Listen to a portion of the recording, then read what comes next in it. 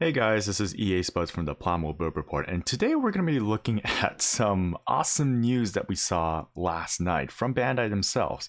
Today we're going to look at the new item that's going to be upcoming this year. And if you guys are wondering why I'm a cat, it's because I have COVID here. That is all. Let's get going. Yeah.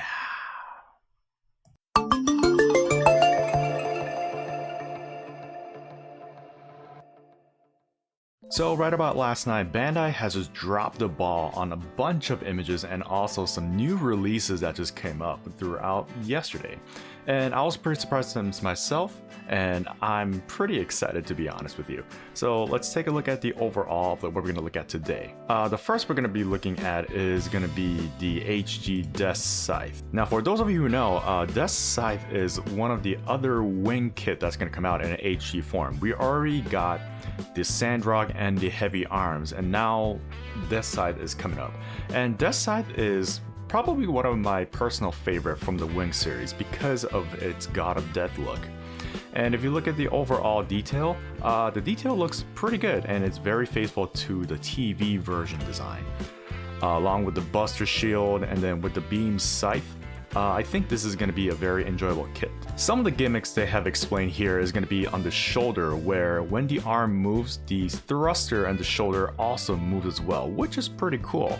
Not only that, they have another articulation point from the shoulder that somehow I think moves the upper torso. And this is a quite a very interesting gimmick from what I see here, because this is more like an advanced version of how an HG should move. Along with that, we're gonna see another articulation point with the knees as well. The leg articulation also utilizes more like an MG kind of a gimmick, where if the leg bends down, then also there are some armors that go move with it, and then they have like an interesting mechanic inside.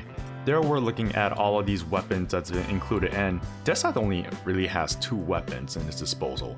One is going to be the Beam Scythe, as we see here, and then the other one is going to be the Buster Shield, which the Buster Shield, I really love the whole retro TV style aesthetic there. It also has the beam effects part, which it looks pretty longer than the original release from back in the 90s. So HGAC Deathscythe is planned to release in May of this year, and it's going to be 1,600 yen, which is around $16. Next, we'll be looking at the most anticipated RG that I've ever had. It is the RG Wing Gundam TV version. And Wing Gundam has really had a RG appearance. It did had a lot of HGAC appearance along with some of the MGs that's come out, but never an RG before. So especially for the TV version, because all the other versions, such as the Proto Zero and then also the EW with the Angel Wings, was the only version that has been coming up. So this is a really good breath of fresh air right there. And looking at the overall detail itself, I think the detail is very superb just by looking at it. The color separation looks pretty good, and especially that wing gimmick. As you can see from right here, the wing actually expands. Never have I ever seen the TV version of Wing having this sort of gimmick, which is very exciting. As you can see here, you can make a pose like this, kind of faithful to like the opening cutscene of every episode when you're watching the Wing series. And of course, if it's Wing Gundam, it'll have to go through the bird mode as well. And this bird mode has a very interesting idea as it's going through it. Unlike the other transformation gimmick that we've seen before, this one is a full transformation gimmick, which you've probably seen most of it on like MGs. Normally in the HGs, you have to separate the parts out and then have to add some sort of like a stand to have these all put together. What I hope for this one is that it doesn't really suffer the same issue that we had with the RG Zeta, which at the time it was very innovative, but in the long run, if you keep transforming, the joints tend to be a little too loose later in the run. So I hope that this RG doesn't suffer the same way. And as you can see from right here, you can see the inner frame of the Wing Gundam itself. And it looks like everything here is going to be almost full frame thanks to its advanced joints that RG is well known for. And the separation is quite superb. Here it explains like the advanced mob MS joint right here upon on the wing. So the wing joint's right here. I believe that is, interestingly enough, it's connected to the backpack somehow, but I think there might be something that is related with the arm as well. Probably, I'm guessing, for the transformation gimmick that they have right there.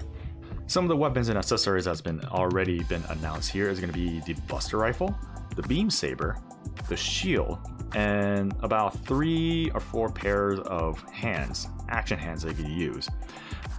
It looks like the RG itself is only going to use like a fixed hand rather than like a movable hand, which is pretty good for me because the smaller the hands and the more you articulate, I guess. Which giving like a fixed hand is a good thing, especially for a kit that is pretty small, because wing kits are generally smaller than like your regular Gundam size mobile suit. One big interesting point about the Buster Rifle and the shield is going to be their gimmicks. So the Buster Rifle, for the first time, you could actually replace the cartridges. You could replace the cartridges from the Buster Rifle, which I don't think I've ever seen this happen in any of the kits, but it has kind of like an extended gimmick where if you extend the rifle portion and then you can just insert 3 of the Buster cartridges right there. And here's what's interesting. The shield gimmick actually has like a movable gimmick where if you open up the shield, then the beam saber just pops right out, which is a very nice touch. The RG Wing Gundam was set to be released in June of this year, and it will be priced at 3,500 yen, which is around $35.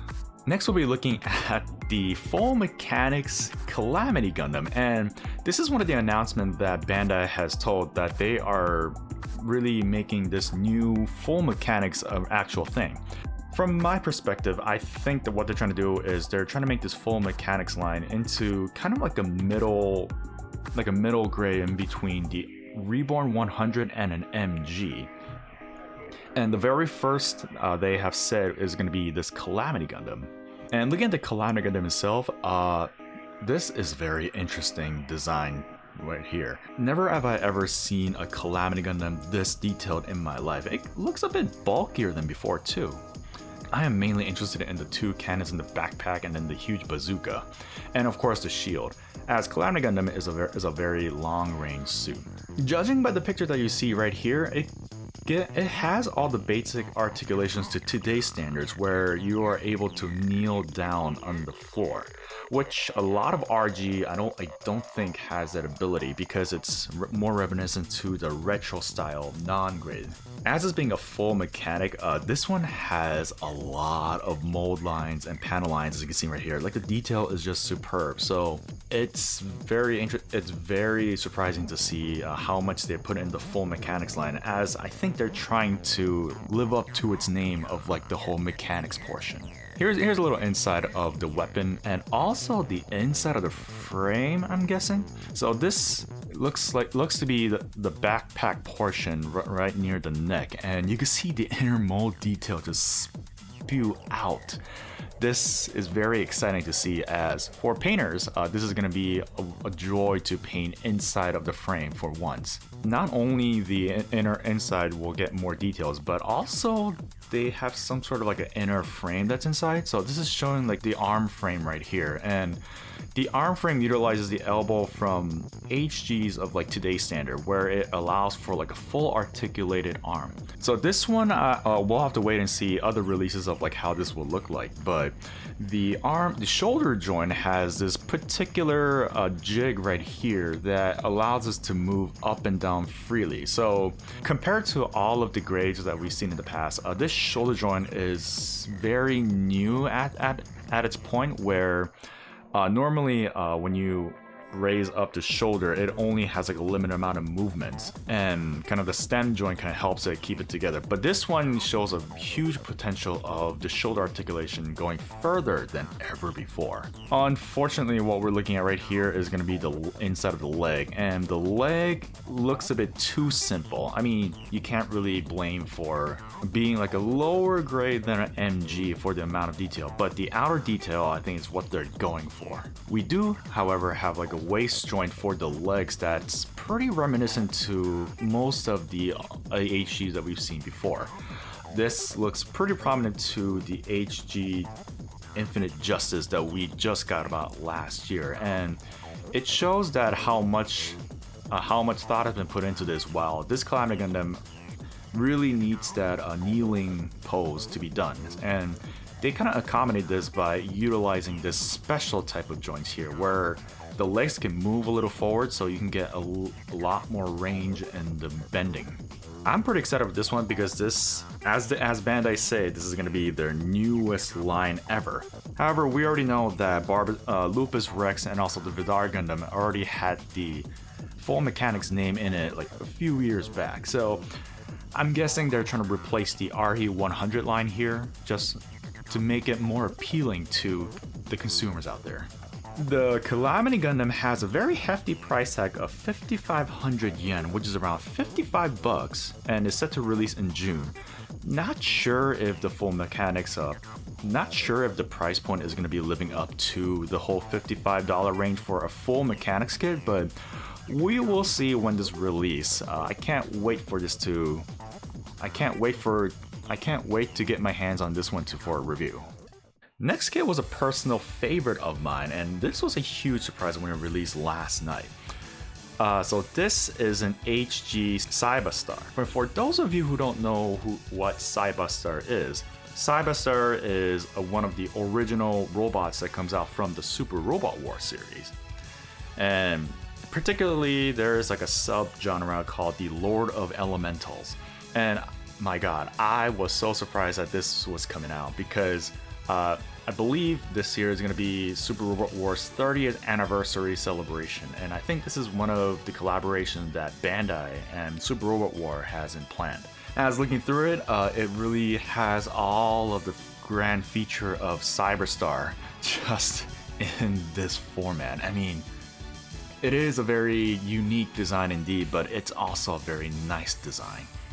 However, let's not forget this is an HG, so there will be some gaps that we need to fill if we want to perfect this. But overall, looking at through the articulation, it looks very, very good. I'd say it might surpass the old Kotobukiya kits that's been out back in the days.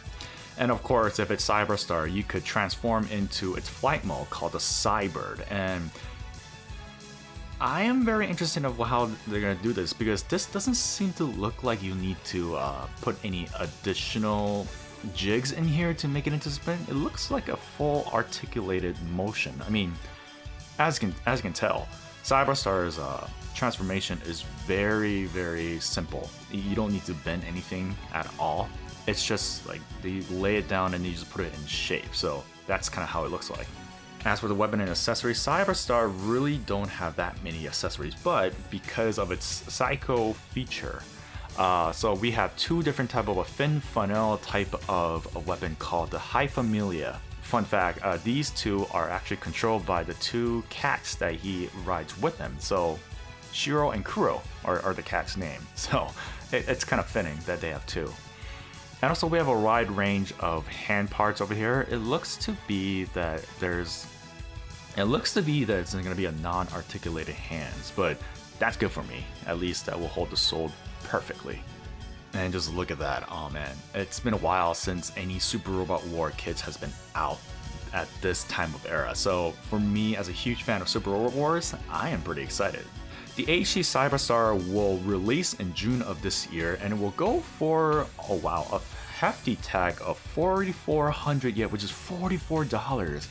And I'm not sure if it's because of the licensing that's causing this price to drive up, but regardless, I am very excited to see. And judging by the size of it, Cyberstar should be a little bigger than some of the Gundams that we've seen right here. But let's see what happens. Again, very excited. Yeah. The next kit is the most anticipated RG that a lot of Evangelion fans has been waiting for. This is the Evangelion Mark 6. And the Mark 6 appears going to be in the future installment of the new Evangelion movie. Hopefully the final one, as they advertise it throughout.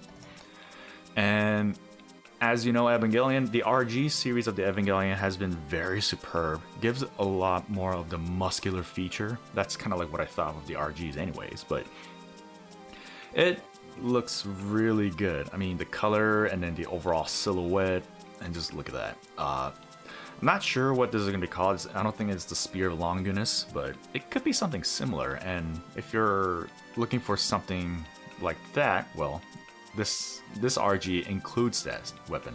And as expected from RG, you could expect a lot of color separation and part details in this one. And the RG looks badass. Just looking at the visor itself and the overall head shape, and look at all the separations that you can see right here.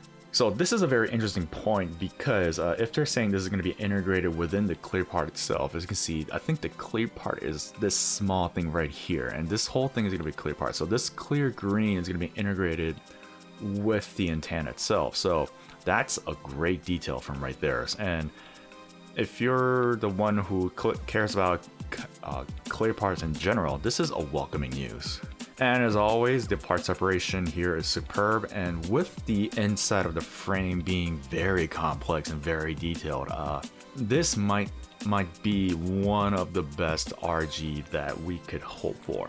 So looking at the weapon and the accessory, so we do actually have a name for this one. So this one's called the Gaseous Spear. The Spear of Gaseous, and looking through this description right here, it says something about a grip of like, there's interchangeable grips from right here. So for actually holding the spear itself, I think this is a welcoming touch. And we also have, it seems to be one of the halos that goes on top of the head, and a great amount of hand parts right here. And RG Evangelion already had like a lot of hand parts that, as some of you may have built, but this also follows that same trend, and we're expecting high details in this one, in this guy. And here's a sample picture right here, and I'm pretty excited for this kid and the movie as well. I hope the conclusion of the movie is very, very good. The RG Evangelion Mark 6 will set to release in June of this year, and the price of it is going to be 5,280 yen, which is about 52 bucks, which is not bad for an RG. And another welcoming news from Bandai that made my childhood heart just excite,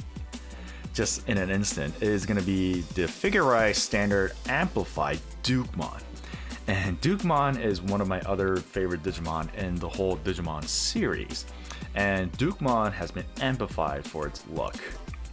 Looking at the overall color itself, Dukemon is sporting its red, white, and gold color scheme from the series, and it looks good.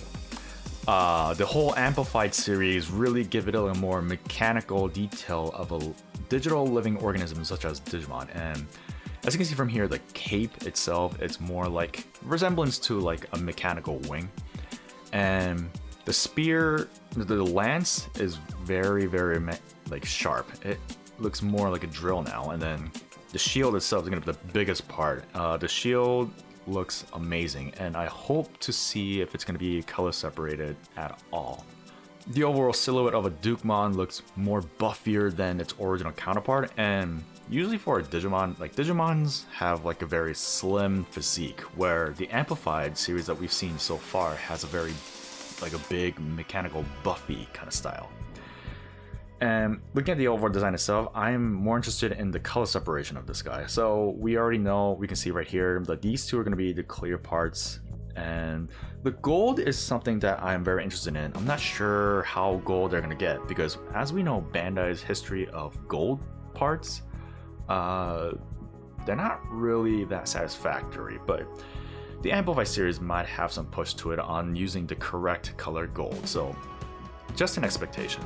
They're utilizing ball joints for most of their articulation, which gives it a huge range of movement, but in the end run, we're not sure how long it's going to hold up in the long run. You can see that the shoulder is using a ball joint, and then the torso and the waist is using a ball joint too, so it's a double with the ball joint apart, but I'm not entirely sure how strong this would be, because Digimon kids, if you're not careful, you could break a joint or two.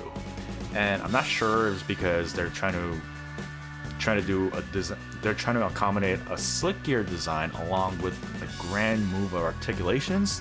Yeah, I'm curious to know, and I'm going to proceed with caution when I start getting my hands on this and start building it. Then we're going to look at the cape itself, and the cape has a very interesting description right here. So they say the cape is going to be made out of a PET material.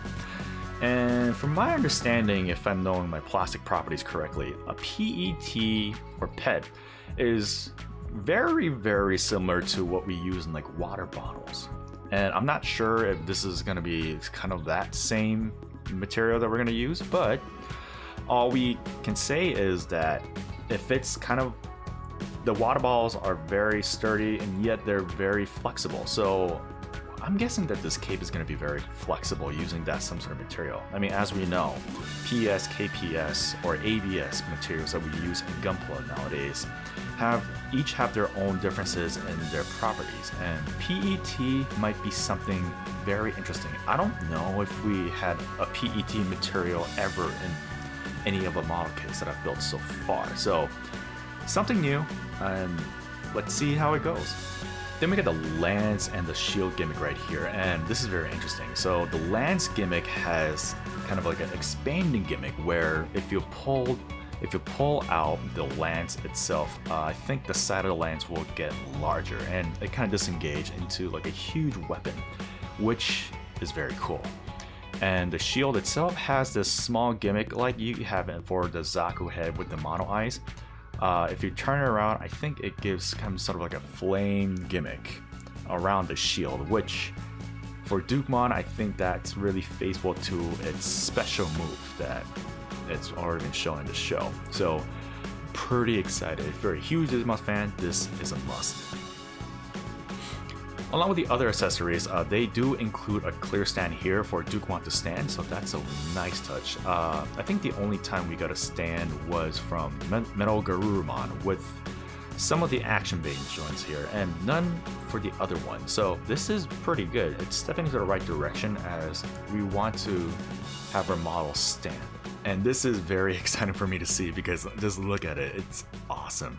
One thing I didn't mention, and I don't think they mentioned at all, is going to be the hair part they have right here. So I'm very curious to know how this is going to be articulated. It looks to me that they're going to be utilizing ball joints on each of the hairs so you can move it freely as you want. So I'm pretty excited. I'm a huge Digimon fan myself, and wow, Bandai, you just excite me even more. The Figure Eye Standard Amplified Dukemon will set to release in June of this year, and it will go for 4,900 yen. Oh my god, so it's about $49 to $50 kit, and compared to what we had for the other Digimon series, this is kind of a price up. So hopefully this price up is well worth it with the amount of details that has been shown right here. And the next announcement is going to be a 30-minute mission kit. So this is the EXM-A9n Spinatio. I think that's how it's pronounced.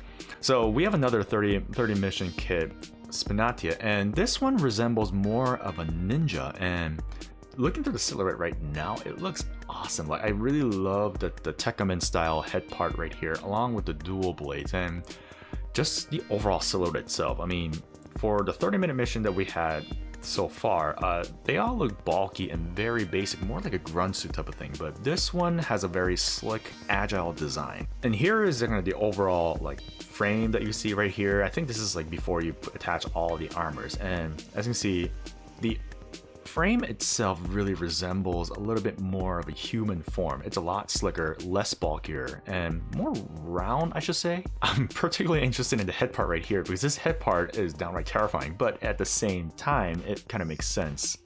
It makes sense to put the mask that we saw before, and it also has some sort of an eye part right here, which is very interesting. Here's kind of the accessories that it includes with this kit. It includes the ninja armor along with 2 set of hand parts and a stand joint. And if you piece it all together, this is how it looks like in an exploded view, which looked very simple. I bet you could finish this within 30 minutes, which is like the whole point of this kit franchise in general. This is a very welcoming addition because most of the 30-minute mission kits that we've seen so far, they're all more like a military style, but never have I seen anything of a ninja style like this one. So this is a very welcoming touch. And I am not sure if this is going to be part of the kit, but I believe this is going to be an option part, like the huge shuriken that you could use for this kit, which if you're a huge ninja fan, then this is something that you should look into. So the Spinatio, I believe, had two different types. One you can see right here, I believe this is more like a samurai type, and then this one's a ninja type. So this is very good. 30-minute mission is really stepping it up on their variety of what type of kit they will release. The Spinatio will roll out this May at 1,400 yen. $14 for all that, it's not a bad price. If you know 30-minute mission kits, you will have to hope for they're going to release more accessories.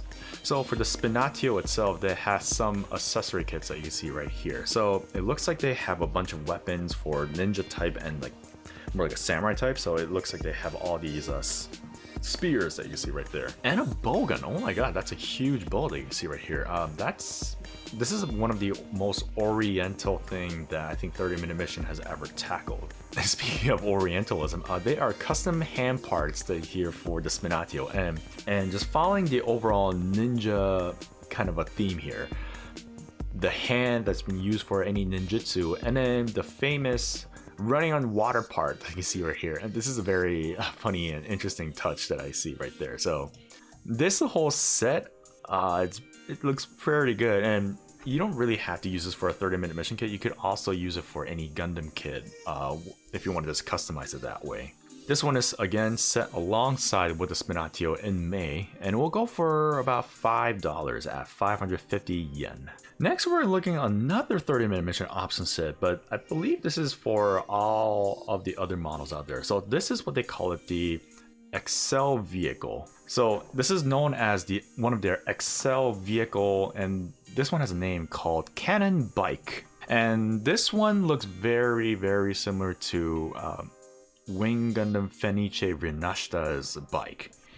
And the most interesting thing here, it's a unicycle with a cannon attached. That's really all I can see from here. You could really put any model kit in here, and I think 30-minute mission, that's what they're trying to aim for more customization purpose. And this is how it looks like when you have a 30-minute mission kit just on top of the bike. And it also transforms into like a cannon mode, and this cannon mode, I really like how they did it. Like, I think it's gonna be like a very simple bending gimmick to the legs and also with the cannon itself. What's more interesting is you could even fuse this with any of the 30-minute mission kits, so the possibility is endless for any sort of customization. And as its name implies, you could also take the cannon portion and make it into a weapon. So this is a very cool feature if you're looking for like a weapon type of kit. And all together, you could also make it into like a huge, large mega bazooka launcher, or however you want to call it. But this is a very interesting gimmick itself. The Accel vehicle Cannon Bike will release a month after the 30-minute mission, so sometime in June, for about $9 at 858 yen. And from that, those are the release announcements that we saw from Bandai yesterday. What did you guys think? What are you guys most excited about? Please let me know in the comments below. For me, I'm pretty excited about all of these, especially for Dukemon and Cybaster. I can't believe those are going to be released, and those are the fresh new kits that they have announced yesterday. So pretty excited for May and June of this year, and we'll see how it goes. So with that being all set, this has been EA Spuzz from the Plamo build report in a cat form, and I will see you guys in the next video. Thanks for watching. Bye bye!